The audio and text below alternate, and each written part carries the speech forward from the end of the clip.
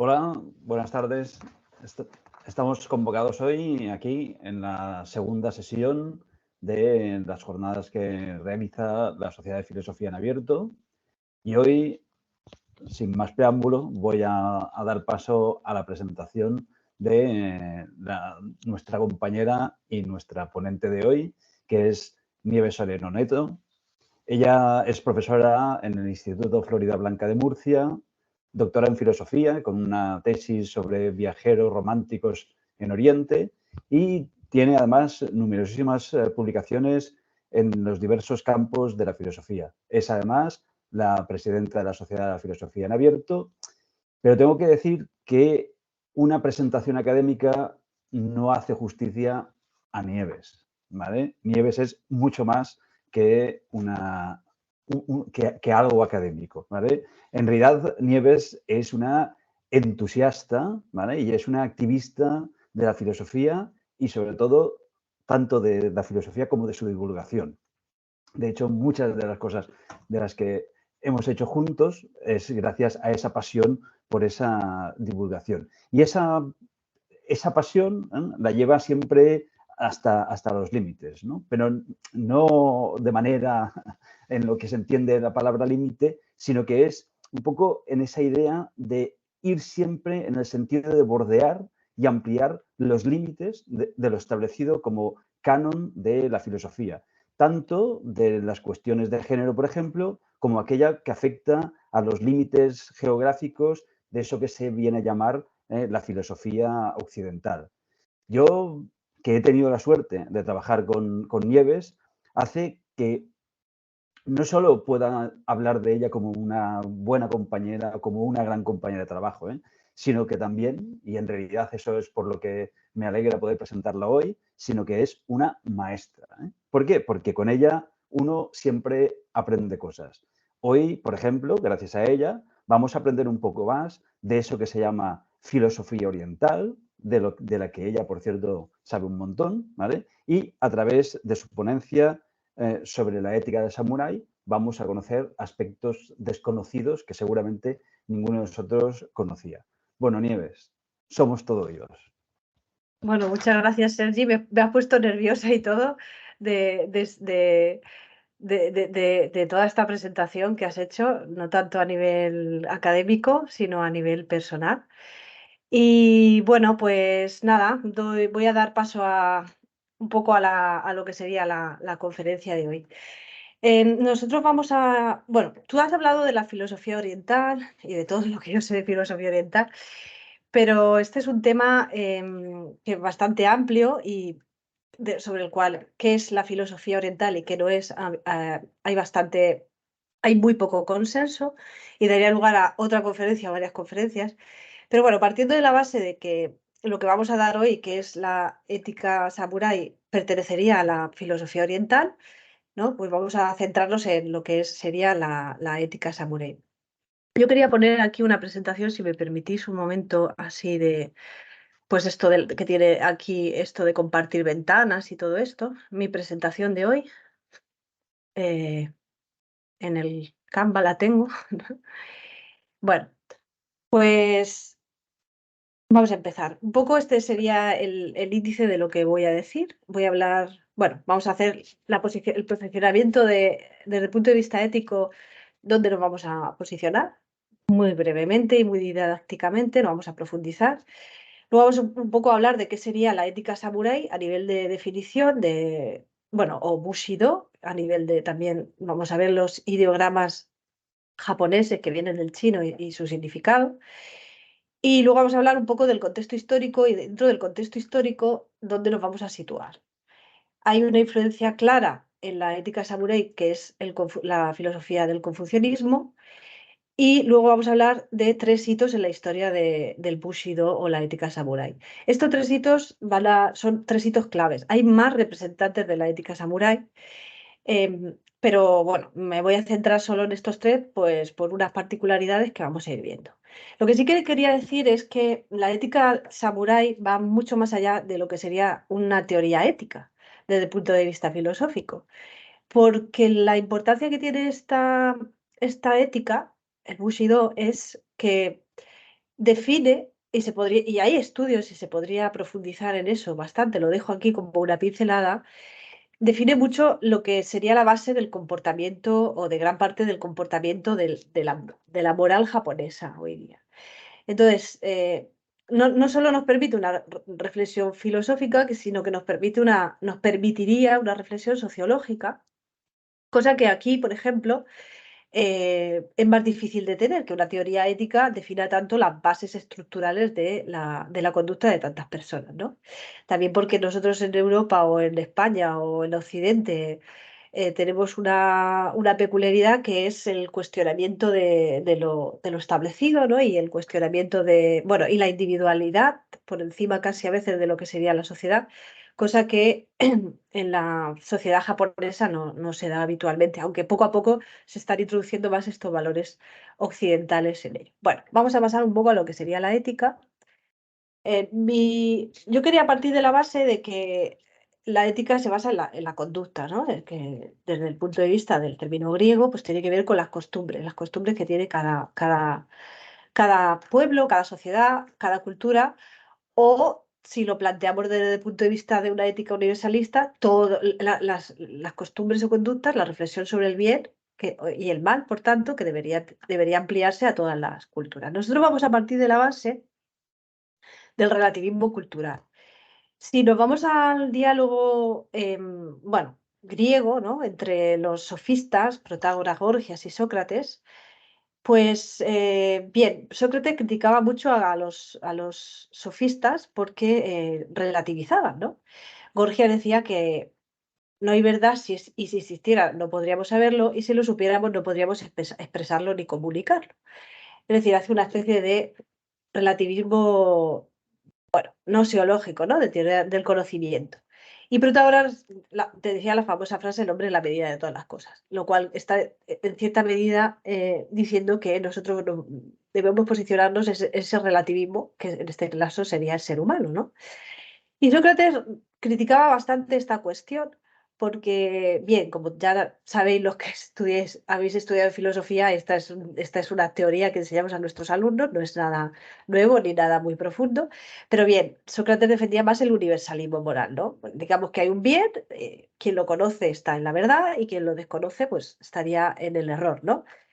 No hay una relativización. Nosotros aquí vamos a partir de la base de esa relativización. ¿Por qué? Porque si nosotros juzgamos la teoría ética samurái o la teoría ética de cualquier sociedad desde nuestros parámetros éticos universalizables, que serían el bien, qué significa para nosotros el bien o qué significa para nosotros el mal, pues creo que nos estaríamos equivocando rotundamente, porque no sería incluso ni siquiera comprensible del todo lo que supondría, lo que sería, en este caso, la ética samurái, ¿no?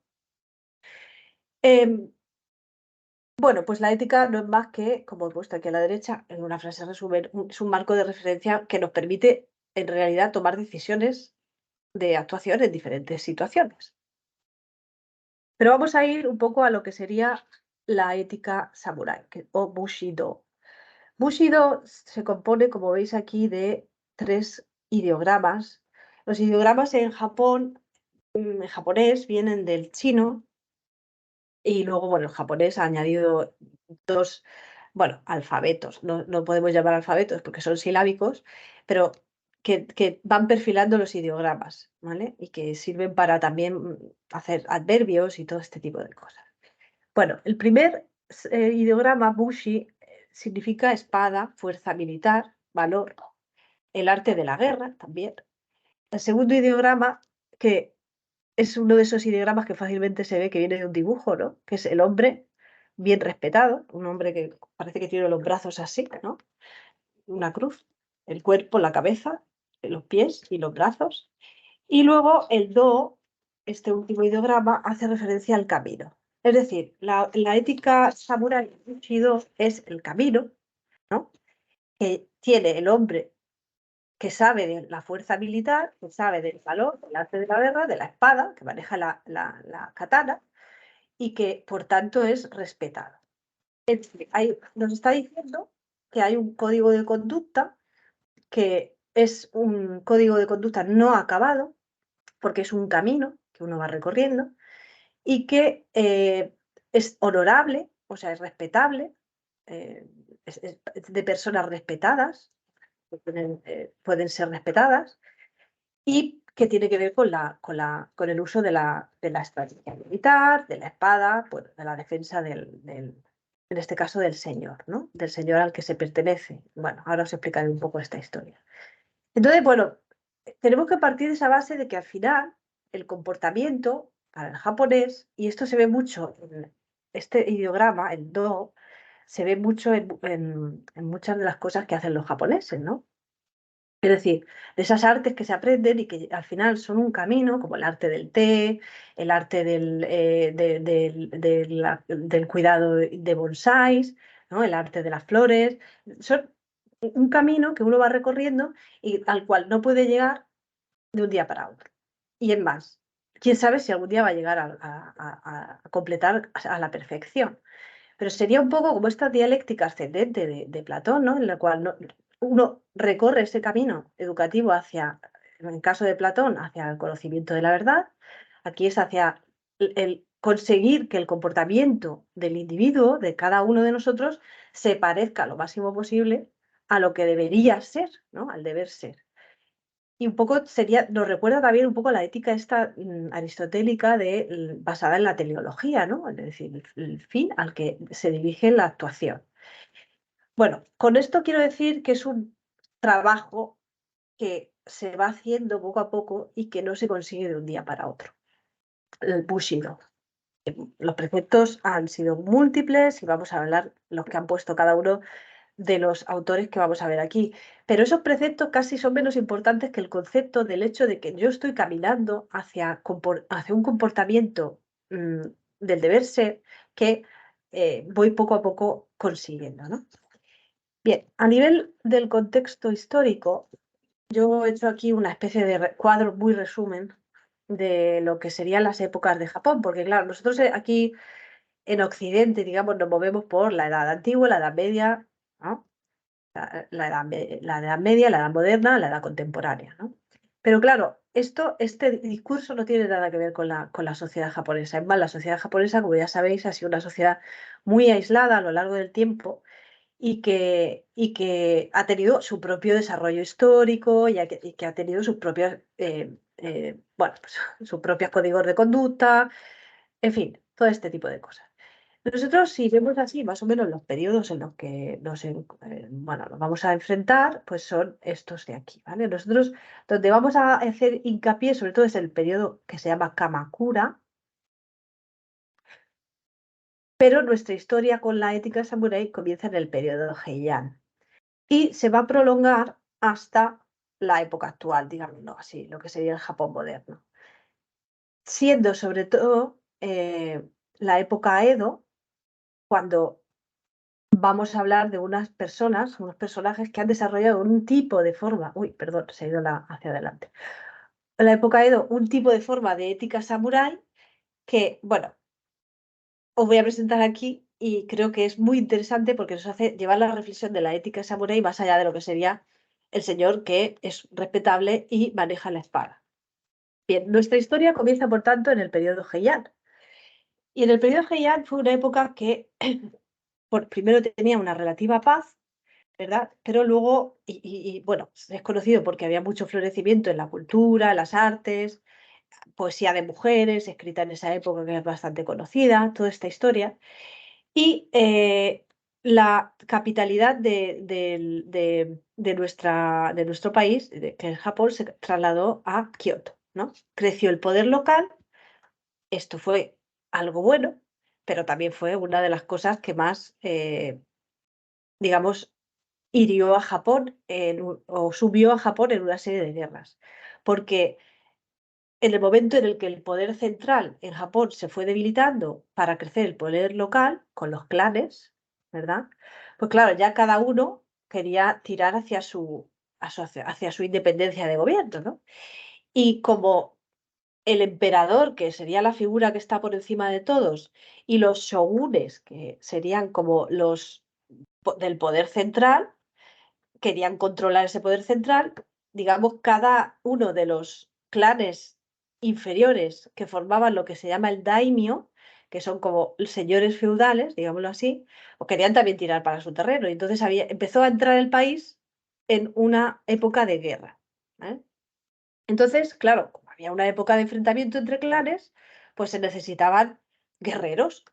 Y entonces fue cuando se introdujo esta figura de los bushi, ¿no? Que serían los guerreros que servían al señor o al shogun para poder luchar en contra de las rebeliones o hacer o sea, luchar en contra de los ataques que se tenía su señor. Es decir, yo soy bushi y sirvo a mi daimyo, que sería mi señor, y todo lo que vaya a suponerle un problema a mi daimyo lo voy a retirar, ¿no?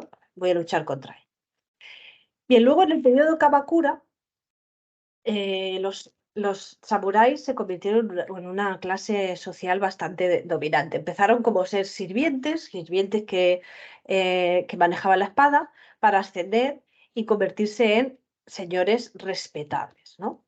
Entonces empezaron a aparecer esas personas que ya, manejando la katana, pues podían ser considerados de clase social alta.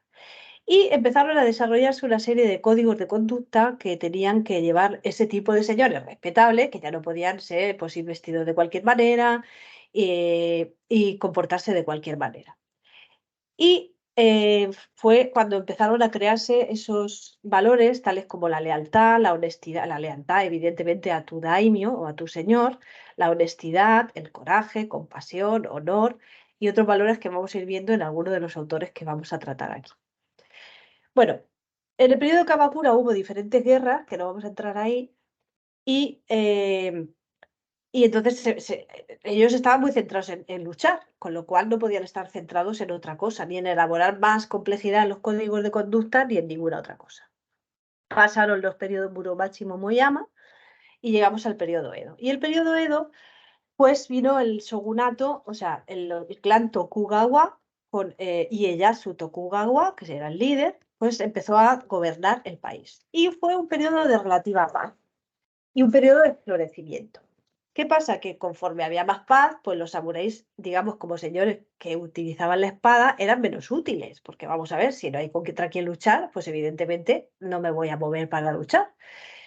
Y empezaron a convertirse en figuras de la corte, digamos, de la corte, entenderme, la corte es un concepto occidental, pero de figuras del shogun o que servían al daimyo, pero que no solo se dedicaban a la guerra, sino a más cosas. Como era una clase social alta y empezaron a tener dinero, empezaron a llevar una vida un poco, digamos, disoluta, es decir, empezaban a, ¿cómo decir? Pues pegarse todo tipo de fiestas, por decirlo de alguna manera, en fin, dedicarse a no hacer nada y a gastar el dinero inútilmente y a generar una imagen un poco viciada de lo que sería el samurái, ¿no? Y en este contexto, pues apareció un personaje que vamos a ver ahora, que era Yamaga Soko, ahora hablaré de él, que fue un poco el que dirigió o el que comenzó esta historia del Bushido como algo más serio. Es verdad que para entender al Bushido tenemos que entender la base del confucianismo, porque China era la gran influencia filosófica de Japón, sobre todo en estas épocas. Es verdad que Japón tiene su propia cultura filosófica y religiosa, como sería el sintoísmo, pero precisamente en lo que sería el código de conducta o la ética samurái, pues es el confucianismo una de las bases. Las bases del confucianismo lo he resumido aquí muy brevemente. El ren, el li y el yi. Estos son términos chinos. No, en japonés no existen así. Bueno, el ren sería esa benevolencia con el otro, que yo creo que no hace falta que lo explique mucho más, pero vamos, el ser bueno con el otro, el tener compasión con el otro cuando el otro está sufriendo, ¿no? Un poco lo que sería, lo que se llamaría hoy día la empatía. El ren, o sea, el li, es el culto al cielo. El culto al cielo, cuando hablamos del cielo, estamos hablando del poder supremo, digámoslo así, que sería el emperador, ¿no? Y el yi, que sería la rectitud. Para todas estas culturas, la china, el confucianismo y, por supuesto, el código de la ética samurái, si hay una norma y si hay un deber, eso se debe hacer tal y como marca el deber. Y hay que ser recto con eso. No hay que hacer, no es la ética de la excepcionalidad. Nosotros mucho en los países latinos nos basamos mucho en el código de conducta de la excepcionalidad. De hecho, a mí me pasa a veces como jefa de estudios que tengo la, el empaque este entre mi concepto de rectitud, ¿no? De esto se debe hacer así, y la realidad de que, bueno, vivo en una cultura latina. Si estuviera en Japón siendo jefa de estudio, pues estaría muy bien, ¿no? Yo sería feliz. Pero aquí pues tienes que estar como haciendo excepcionalidades, ¿verdad? Bien, entonces, el ren, el li y el yi son las tres bases filosóficas de la ética del código de conducta samurái. Vamos a hablar de Yamaga Soko. Yamaga Soko vivió en el periodo Edo y, bueno, aquí os he puesto una cita para que empecemos a hablar de él. ¿De por qué se compuso este tratado? El tratado que escribió él sobre el Bushido. Para que un joven lector eduque su posteridad. Fijaos, para que un joven lector, o sea, yo soy joven, leo esto, me eduque en mi futuro. Mi futuro vaya a ser, gracias a este tratado, como la rectitud marca, ¿no? Existen más de 100 escritores de ciencia militar, antiguos y modernos, pero sus libros y su prosa son o demasiado prolijos o abreviados en exceso, y solo tratan de combates y artes del engaño, muy alejados del guerrero divino. Fijaos, la idea es que quien alcanza la rectitud, la benevolencia y el culto al emperador, ¿no? O el culto al superior, está siendo un guerrero divino. O sea, tiene algo de divinidad en sí, porque está haciendo lo correcto. Ese camino al que tenemos que tender tiene que ser finalmente convertirse en la perfección, ¿no? Por tanto, las artes marciales han degenerado en escuelas de estrategia y técnica. Probablemente la doctrina de la pena capital esté en lo cierto. En este país, el gobierno de la nación procede, esto le he puesto más, el gobierno de la nación procede de la casta militar, pero el guerrerismo incluye educación cultural, de manera que el elemento marcial cuenta naturalmente con su propia doctrina. Fijaos, ha introducido aquí la Yamaga Soko la educación cultural. Vuelvo atrás, ¿vale? Esos samuráis que vivían en el periodo Edo ya estaba en un periodo, en el shogunato de Tokugawa, perdón, dentro del periodo Edo, estaban en una época de paz y estaban dedicándose un poco a la vida feliz, ¿no? Y excesiva. Y este señor lo que quiere es rescatar un poco la figura del samurái, no solo como guerrero, sino como guerrero que educa a otro. Y para educar tiene que ser culto. Entonces es un poco como la idea esta que tenemos aquí de los caballeros andantes estos, ¿no? De la caballería un poco medieval, que por aquí se podría profundizar, y yo no he profundizado en esta historia, pero lo dejo ahí por si acaso a alguien le gusta o le interesa este tema, comparar, digamos, los caballeros andantes o los caballeros medievales que eran cultivados, ¿no?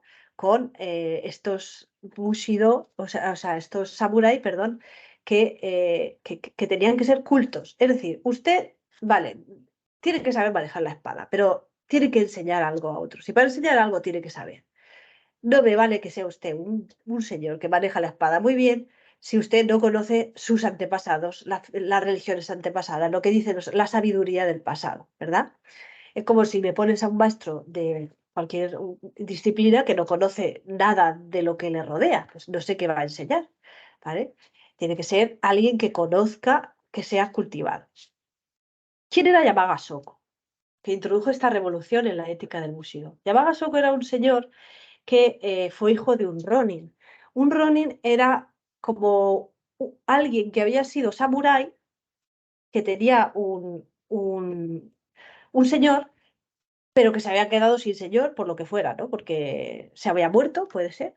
Y entonces no tenía a quién defender y pues eran obligados a convertirse a otros oficios, porque claro, si tú te quedas sin el sentido que da tu trabajo, es como si yo, que soy profesora de instituto, voy un día a dar clase y no hay alumnos, ¿verdad? O no hay instituto. Pues yo me tendré que dedicar a otra cosa, ¿verdad? Pues entonces esto es igual. Servían al señor los Ronin, pero el señor, o sea, un samurái sirve al señor, se queda sin el señor, por las razones que fuera, pues se tiene que dedicar a otra cosa, aunque su espíritu era samurái. Y él era el hijo de un Ronin. Digamos que los Ronin eran un poco, daban como un poco de lástima, ¿no? Porque era como un oficio ya fallido, ¿no? te has dedicado a ser artesano o comerciante o agricultor porque no te ha quedado de otra historia. Bueno, él estudió confucianismo y siguió, o sea, en ese momento en el que él estaba viviendo en Japón, la gente ya era no confucianista, sino neoconfucianista. Había diferentes interpretaciones o intérpretes de lo que decía Confucio. Y él propuso regresar a lo que decía a lo que decía la sabiduría inicial de Confucio.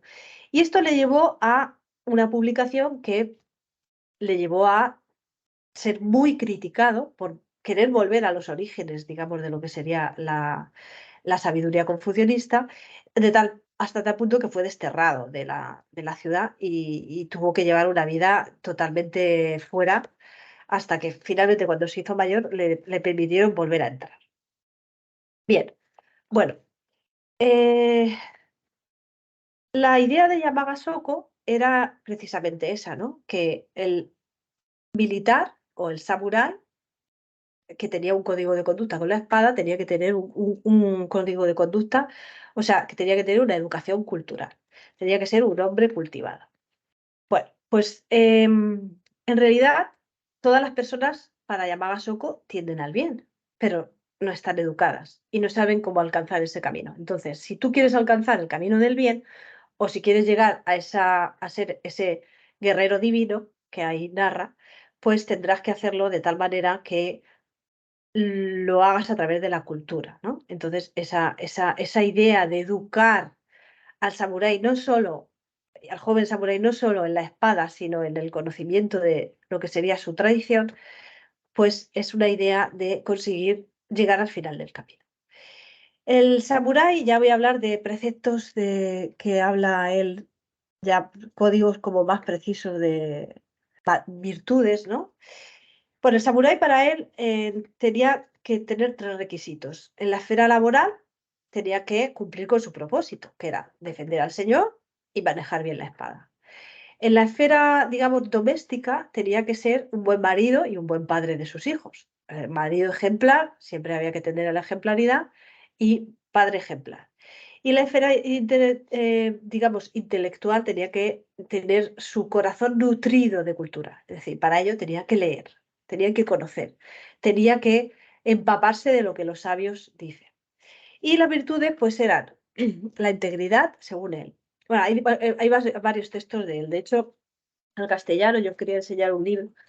Dice este que se llama la sabiduría. No sé si se ve bien, Sergi. Vale, bueno, más o menos. La sabiduría del samurái, que está publicado en Kairos, son textos clásicos de la cultura guerrera japonesa. Aquí tenéis varios de los textos de Yamaga Shoko. Algunos textos traducidos al castellano.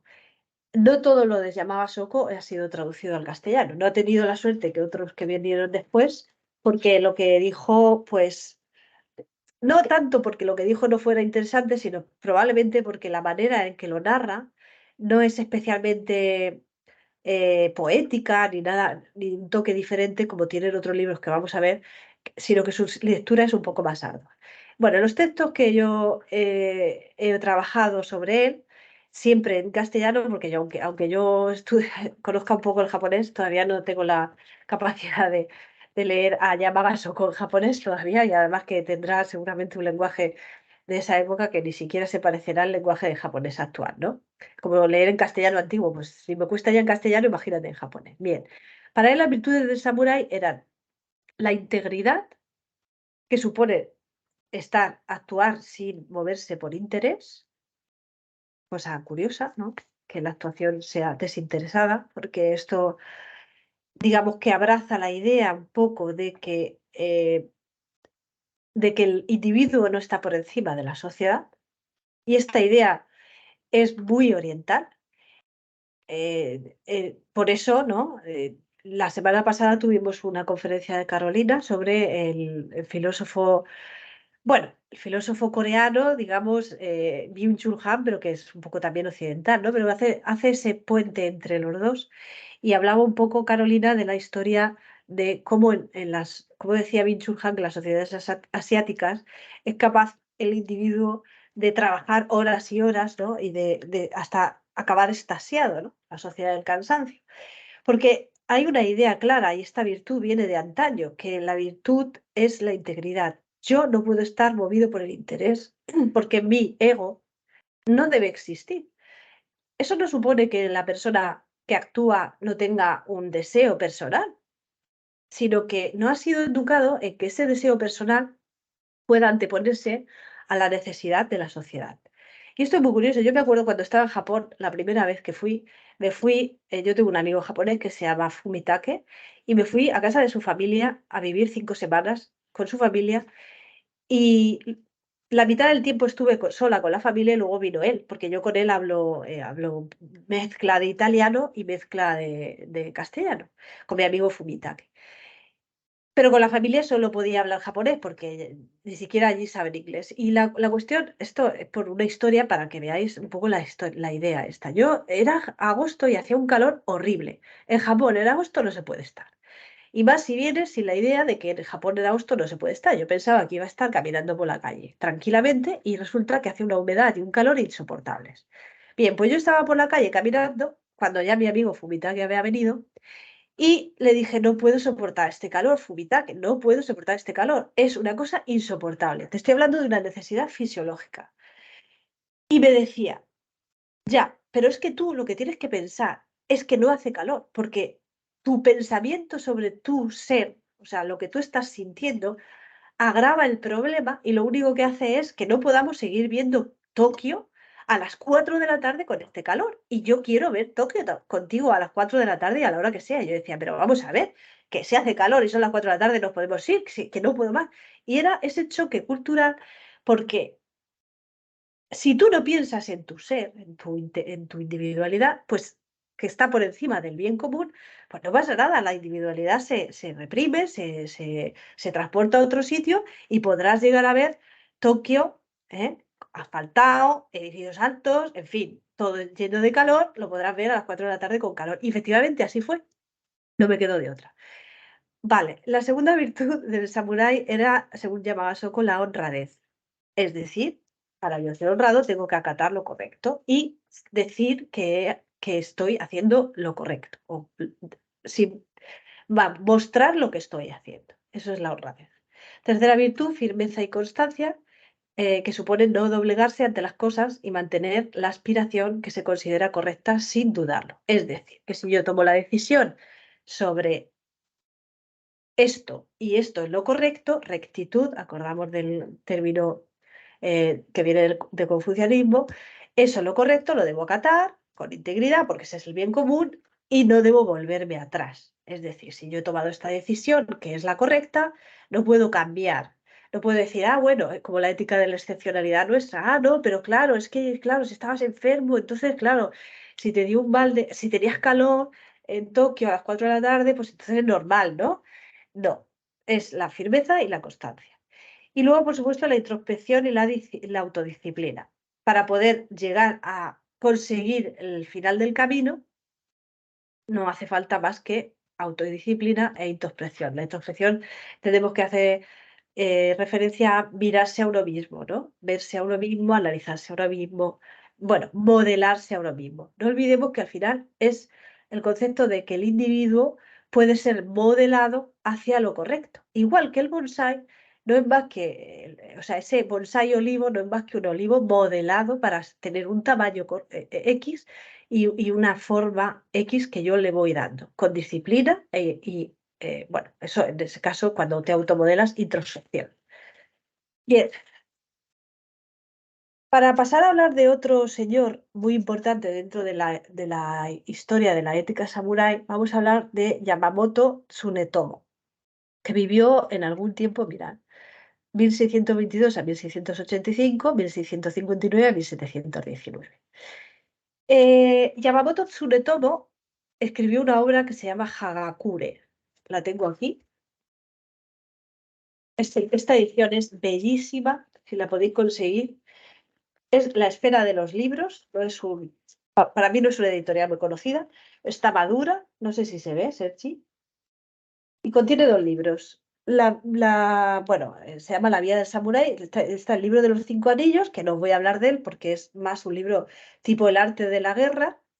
eh, que no es nada más que estrategias de guerra, y el Hagakure de Yamamoto Tsunetomo. Este libro es bellísimo. Bueno, Yamamoto Tsunetomo eh, bueno, ha sido más traducido y más, ha impactado más el libro Hagakure en la sociedad occidental, básicamente porque la manera que tiene él de escribir es más poética, ¿no? Y son fragmentos, lo veis aquí, como 21, 22, se lee tranquilamente, aunque no te creas que se lee rápido porque tienes que reflexionar con cada uno de los fragmentos. Y bueno, pues habla un poco de también preceptos, cosas que subyacen y que deben tener los samuráis. Siempre Yamamoto Tsunetomo partía de la base la misma idea que introdujo Yamaga Shoko, que era que el samurái debe ser un hombre cultivado. Fijaos, el libro se llama Hagakure. Haga hace referencia a la hoja y kure a esconder o tapar. Es decir, el bushido, la ética samurái, es aquello que está escondido bajo hojas, ¿no? Lo oculto o escondido entre las hojas. ¿Por qué? Bueno, pues yo os he puesto aquí la historia de la dialéctica ascendente, pero se puede comparar con más formas de la filosofía occidental. No entro mucho en la comparación porque ya os digo, el relativismo cultural es importante para entender la propia filosofía de cada sitio. Pero es un poco ese camino Bushido, ese camino Do, que al final está oculto, escondido entre las hojas, porque yo tengo que seguir una serie de preceptos, tengo que tener una serie de conocimientos para poder alcanzar lo que sería lo que Yamaga Shoko había llamado el guerrero divino, ¿no? O sea, la perfección dentro del comportamiento de la ética. Bien, este señor Yamamoto Tsunetomo, pues fue un señor que tampoco que se dedicó mucho tiempo a ser un samurái, era un samurái, pero su señor, que se llamaba, lo voy a leer porque no me acuerdo, Nabeshima Mitsushige, pues murió cuando él tenía 41 años de edad, más o menos la edad que tengo yo. Y Yamamoto Tsunetomo quería, cuando murió su señor, quería hacer el seppuku, lo que nosotros llamamos el harakiri. Es decir, ha perdido el sentido de su vida, pues lo mejor es acabar con ella, porque ya no tiene honor, ¿no? Y el honor, que era servir a su señor, pues lo había perdido. Luego, lo mejor era hacer el seppuku o el harakiri o suicidio, ¿no? Que no es un suicidio como el nuestro, sino que concebimos, es un suicidio que es un ritual, es un suicidio que tiene que ver con el honor y con la divinidad para los japoneses. Bien, como precisamente en esa época en que él quiso hacer el seppuku, estaba prohibido hacer el seppuku, pues entonces se retiró a un monasterio y estuvo viviendo allí durante mucho tiempo.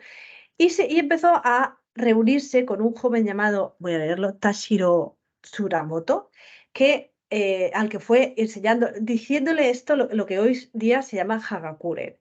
Todos estos fragmentos poéticos de sabiduría sobre cuál debe ser el comportamiento. Bueno, filosofía en general, hay hasta metafísica, ¿no? Pero vamos a centrarlo en la ética de samurái, ¿no? ¿Cuáles son las virtudes o los valores del buen samurái?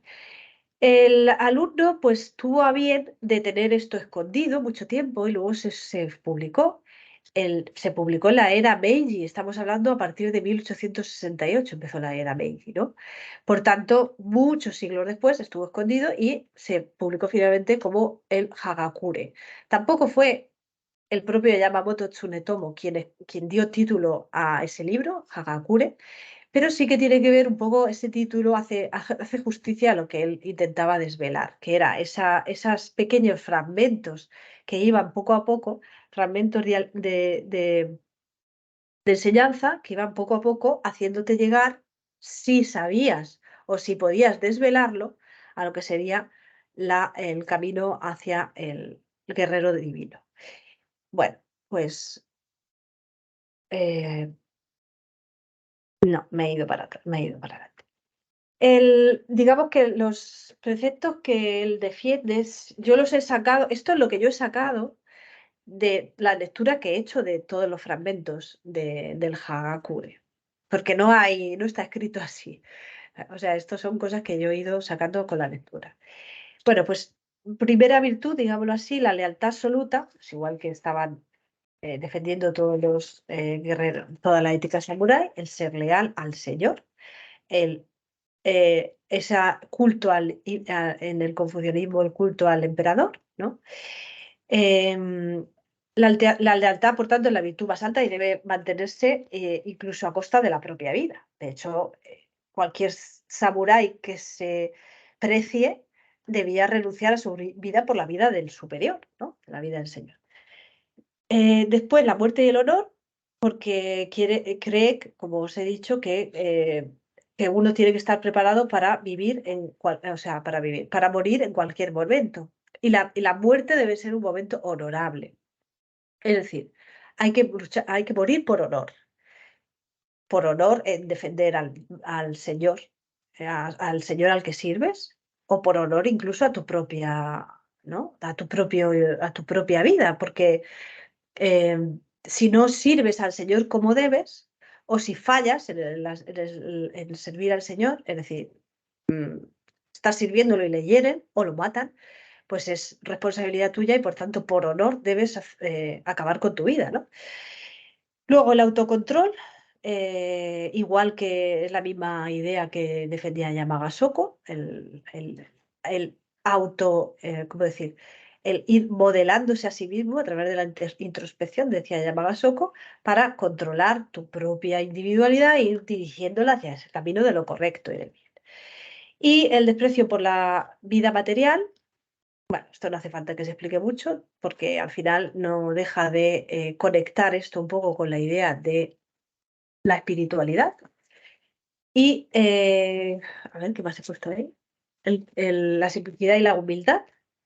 El camino del samurái. El camino del samurái es que tú, a través de anécdotas, consejos, reflexiones, poco a poco vas, o sea, alguien que te enseñe a través de anécdotas, reflexiones o la sabiduría que él dice, te va guiando en una visión de lo que sería el camino del samurái. Pero tiene que ser todo como lo oculto bajo las hojas, ¿no? Te debe ir llegando como por retazos. Y esa es la enseñanza que establece Yamamoto Tsunetomo, ¿no? Que debe ser fragmentario. El camino del samurái es fragmentario. La muerte ritual tiene una importancia, el seppuku, por lo que ya he dicho, es decir, por honor o por haber fallado a lo correcto. Y critica también, como Yamaga Soko, la decadencia de su época. Porque, bueno, la decadencia a nivel de los samuráis, por lo mismo que he dicho antes, porque estaban degenerando en seres que no estaban yendo por el camino de lo correcto. Dentro de la historia del samurái me voy a parar en una tercera figura, que es la que más importancia ha tenido para los occidentales, o sea, para nosotros, que es la de Inazo Nitobe. Inazo Nitobe escribió un libro que se llama El Bushido, el alma de Japón. Es un libro pequeñito, está escrito por capítulos, está escrito para los occidentales. Este libro fue escrito para que los occidentales, para que los estadounidenses entendieran que era la historia, la idea de la ética del samurái, del Bushido. Bueno, sí que es cierto que él hace una especie de. Se le ha criticado a Inazo Nitobe que ha hecho una especie de adaptación occidental de lo que sería la cuestión samurái, porque la cuestión samurái no deja de ser un camino, por tanto no puede acabar de definirse del todo. Lo que está oculto bajo las hojas que se va conociendo a través de los fragmentos, ya decía Yamamoto Tsuneto.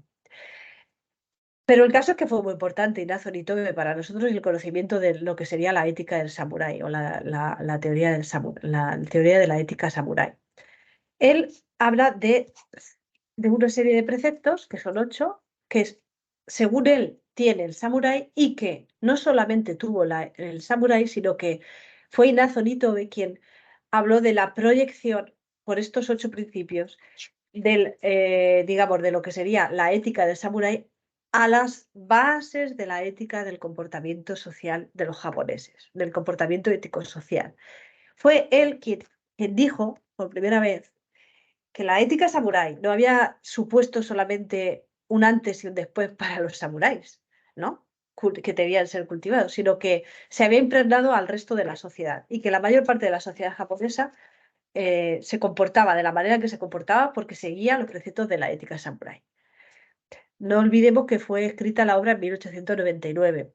Esto habría que revisarlo porque si vas a Japón ya no ves lo mismo que se podía ver en 1899, ¿no? Quiero decir que ya se ha occidentalizado más y por tanto ya hay otros códigos de conducta mezclados con los códigos de conducta más tradicionales que quizás sí que un occidental que vaya allí pueda identificar como los códigos de conducta reseñados por la ética de samurái de Inazo Nitobe. No sé si os lo he puesto aquí, porque yo ya... Sí, hay. Bien, estos 8 preceptos serían la rectitud y la justicia. Fijaos, esto lleva a una historia muy interesante que es la historia del Giri. Rectitud, otra vez, la misma idea que defendían sus antecesores de hacer lo correcto, o sea, con firmeza y decisión, sin cambiar de criterio porque estás haciendo lo correcto.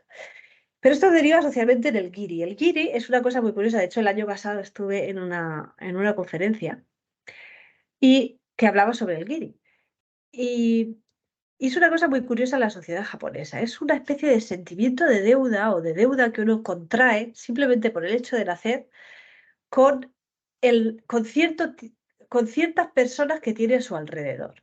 Es como una especie de obligación social. La primera parte, gi, que es esta parte de aquí, significa concerniente a. Y la segunda parte de aquí, razón, principio general y lógico, los principios subyacentes del cosmos. Es decir, el giri es aquello que concierne a esos principios subyacentes del cosmos. O sea, es una cosa que está hecha por el cosmos, ¿no? Dada por el cosmos y lo que tiene que ver con ellos. Tú, al nacer para un japonés, has contraído una serie de deberes y deberes no, deudas con respecto a ciertas personas. La primera persona es el emperador, ¿no? Que sería el máximo, en fin, es un representante que tiene algo de divino, ¿no? La segunda, solo por el hecho de nacer, tienes una deuda con tus padres, porque a fin de cuentas son los que te han hecho nacer. Y también tienes deudas con tus antepasados, no solo tus padres, sino los anteriores. Por tanto, tienes que tener una serie de comportamientos relativos a esos antecesores para poder placar esa deuda. Y también con respecto a tus superiores. Por eso existe tanta idea en la jerarquía de las empresas de Japón, ¿no? Recuerdo, Senji, que me recomendaste el libro de Amelie Nothomb sobre, no me acuerdo el título ahora mismo, pero sobre la historia esta de cómo trabajaba una occidental en una empresa japonesa. Con tus superiores también tienes una deuda. Por tanto, tu finalidad o lo que sería hacer justicia a esa deuda, ¿vale? Estamos hablando ya como el precepto este de la ética del Bushido se introduce en la sociedad occidental, sí, japonesa actual, ¿no? Según él. Eh, Resulta que para tú placar o aplacar, no, aplacar la deuda no la vas a aplacar nunca porque es una deuda eterna, pero digamos para rebajar tu nivel de deuda tienes que estar haciendo una serie de cuestiones bueno, pues rendir pleitesía a los superiores, hay que hablarles de una manera diferente, hay que tratar a tus padres de una manera con respeto para hacer justicia. ¿Justicia con qué? Con los preceptos del cosmos, lo dice la palabra Giri, ¿no? Curiosamente, cuando tú regalas algo a alguien de Japón, es una putada. Es una putada bien gorda. Es una putada bien gorda porque le generas un Giri, es decir, le generas una deuda. Y perdón por la palabra putada, pero es así. Entonces, eso quiere decir que esa persona de vuelta, o sea, tiene una deuda contigo y para hacer justicia con esa deuda del cosmos, tiene que devolverte algo en el futuro, otro regalo o alguna otra cosa que sea más o menos equivalente a nivel económico o a nivel moral o a nivel espiritual a eso que le has regalado tú. Es decir, eso de te doy 100 euros, los abuelos le dan a los nietos 100 euros en Navidad, vaya tela. Ya no solamente tienen la deuda guiri con los abuelos por el hecho de haber nacido y que son sus antepasados, sino que además le contrae una deuda de 100 euros que tendrán que pagar en el futuro. Por eso cuando empieza la rueda esta de los regalos japoneses, siempre es una deuda infinita, ¿no? Bueno, luego está la idea de el valor, el espíritu de atrevimiento y resistencia. Es decir, el valor de hacer lo correcto, educar a los hijos a enfrentarse a pruebas bastante duras.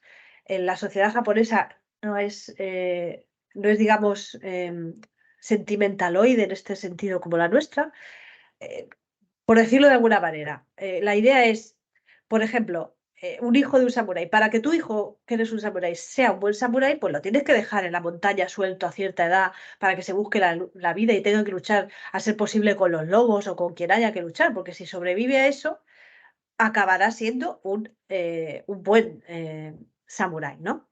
Entonces, dejar que cuando tú educas a que los otros se enfrenten a las situaciones con su espíritu de atrevimiento y su resistencia, pues es algo positivo, ¿no? Es lo que nosotros decimos, algo así como educar en la responsabilidad, que tan mal se nos da últimamente. Bien. Luego, el tercer precepto, la benevolencia, que este ya viene desde la época del confucianismo. Lo habréis visto en algunas películas, ¿no? El samurái que tiene ya al enemigo, digámoslo así, a, a punto de matarlo, pero por alguna situación que está por encima del hecho de que hacer lo correcto en ese momento sería matarlo. Por ejemplo, imagínate que aparece ahí una niña que llama a su padre, que su padre es ese, pues hay que tener ese sentimiento de benevolencia, que sería lo más parecido a nuestro sentimiento de piedad, pero sin el ámbito religioso que tiene para nosotros la piedad.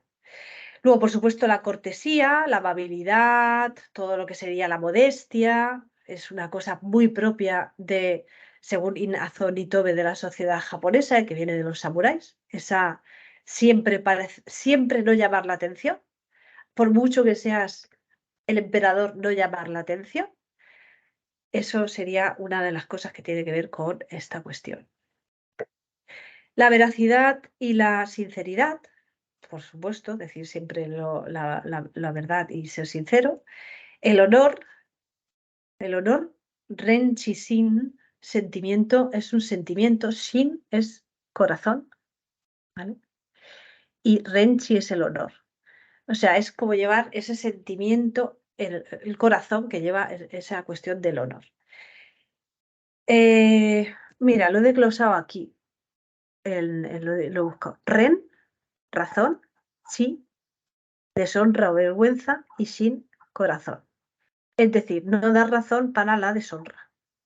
Tener en el corazón el no dar motivos para la deshonra. Eso sería el honor. Luego, el deber a la lealtad, pues eso, señor al que sirves o ser leales, siguiendo a Inazo Nitobe, pues la lealtad a todo aquello que tenga que uno ser leal. La patria, la empresa, la familia, todo aquello en lo que la sociedad implique que debe ser lo correcto, a lo que ser leal. Y por supuesto el dominio de uno mismo, que esto estaba presente en la ética samurái anteriores, que he dicho algunas de las virtudes, y que, eh, y que se ve mucho, según Inazo Nitobe, en los pilares de la sociedad japonesa. Yo creo que se ve bastante todavía hoy, a pesar de que está mutando bastante la sociedad japonesa, pero sí que es una sociedad que está muy autocontrolada a nivel, en muchos sentidos, a nivel emotivo, ¿no? Una de las cosas en las que no se, en la que se piensa mucho es el no influenciar con tus emociones al otro que tendrá sus propias emociones, ¿no? Entonces es una sociedad muy autocontrolada. Y bueno, pues digamos que hasta aquí lo que sería mi pequeño recorrido por la ética samurái y ese intento de transmitir, como hizo Inazo Nitobe, como la ética samurái no ha sido una cosa solamente que influyera en una clase social determinada en un momento determinado, sino que se ha transcurrido y se ha transmitido a lo largo del tiempo en la sociedad japonesa. Y aquí lo dejo. Creo que llevo ya casi una hora hablando o algo así. Voy a reducir la presentación y a dejar de compartir. Y no sé si Sergi, no sé. Bueno, sí, sobre todo, Nieves, de momento agradecerte esta exposición y descubrirnos esto de la ética del samurái, que bueno, es verdad que, como tú has dicho, en algunos casos hay choque cultural, pero en otros, en algunas cosas, yo creo que algunas de las cuestiones filosóficas estudiadas por la tradición no se andan muy lejos de todo esto. Bueno, por ahí vemos que hay ciertas reacciones también. Y bueno, de momento, dar paso a ver si hay alguna pregunta por ahí. A ver si hay alguien que tiene alguna pregunta. Yo había levantado la mano, ¿puedo? Por supuesto, Carolina. Bueno, me pongo la cámara para decirte primero de todo, Nieves, que me ha gustado mucho tu conferencia y que he aprendido muchas cosas. A mí es verdad que también me ha sorprendido lo que acaba de decir Sergi, ¿no? Me ha parecido que hay más concomitancias, ¿no? Y relaciones también con la tradición occidental, filosófica, bueno, con esto que nos acabas de contar, de lo que en principio yo podía entender, pero me gustaría hacerte una pregunta muy concreta. Has estado haciendo como una analogía varias veces con el camino ascendente, ¿no? Del que nos habla Platón y en el mito de la caverna. También, por supuesto, la idea esta de el bien común por encima de cada uno de los bienes individuales, pero yo quería hacerte la siguiente pregunta. La ética samurái, ese camino que has dicho, ese recorrido de la educación, ¿termina en algún momento o es como una especie de utopía hacia la que uno camina pero que nunca tiene fin? Bueno, esa es una buena pregunta, Carolina. La idea es que seas, la propia definición lo dice, es un camino, porque si llegaras a la perfección, estarías llegando a ser como si fueras el emperador, ¿no? Y que sería como una especie de semidios. Entonces, eso sería como una especie de desafío, es decir, que el ser humano se equivoque, que el ser humano esté en proceso, forma parte de ese camino, o sea, de esa ética. Como de casi bueno, todas las cosas que yo conozco, todos estos eh, quehaceres que tiene un poco la cultura japonesa, ¿no? Como, por ejemplo, lo de los bonsáis, el ikebana, todo este tipo, el estudio del té, de la ceremonia del té, todo esto es un proceso muy lento, muy prolongado, que poco a poco se va aprendiendo, se va desvelando del maestro al alumno, como igual que esto, como oculto bajo las hojas, y nunca se llega a la perfección, porque llegar a la perfección sería como desafiar como ser un semidios. Entonces, el ser humano se equivoca. Entonces, el ser humano está en proceso, digámoslo así. Y como está en proceso, yerra. Muchas gracias, Nieves. Nada.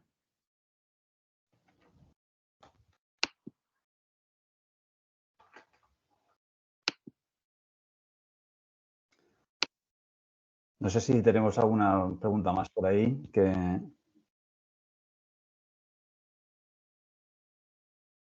Yo es que no, como estoy viendo el directo, Sí. no puedo mirar. Yo en principio, Nieves, sí que de alguna... había un par de cosas que me han interesado mucho. Ya te he dicho que yo sí que también le he visto antes, como ha dicho antes Carolina, algunas conexiones con la filosofía occidental, ¿no? Por ejemplo, que creo que has dicho que al principio la ética del samurái o esa filosofía es más una especie de enseñanza de vida, ¿no? Que un cuerpo teórico, ¿no?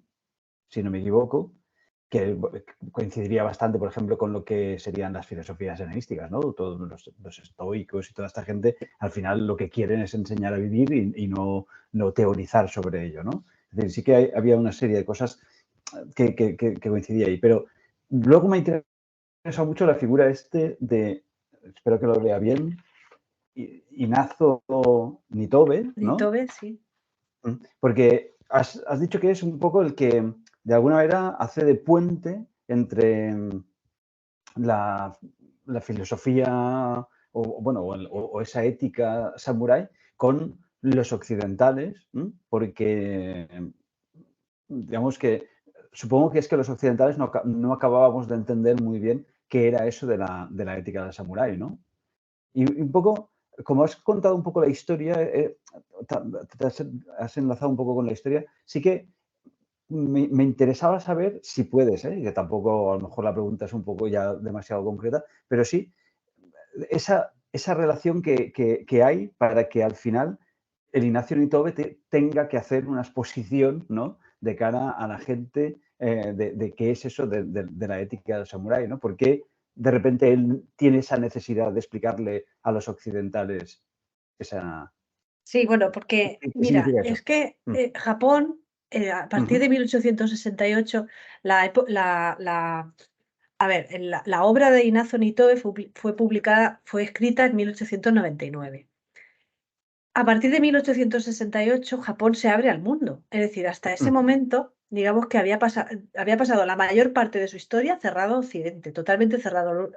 Incluso bueno, hubo periodos que entraron los jesuitas y, vamos, acabaron por matarlos a todos, porque estaban como cristianizando, vamos, metiendo otras ideas.